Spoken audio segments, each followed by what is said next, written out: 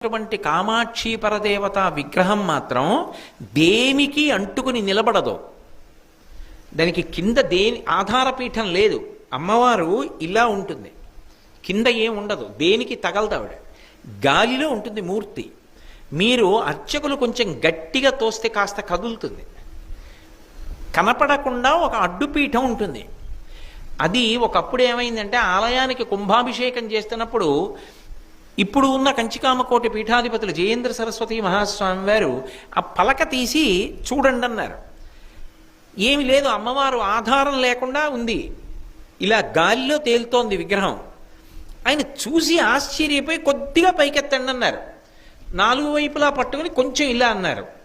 ఒక్క అరాంగుళం పైకి లేచింది అంతే. ఇలా లేచిందంతే, కుంభవృష్టి కురిసేయడం మొదలెట్టింది కాంచీపురం అంతా. అస్సలు ఉత్తర క్షణం మీరు నన్ను నమ్మండి అంతే.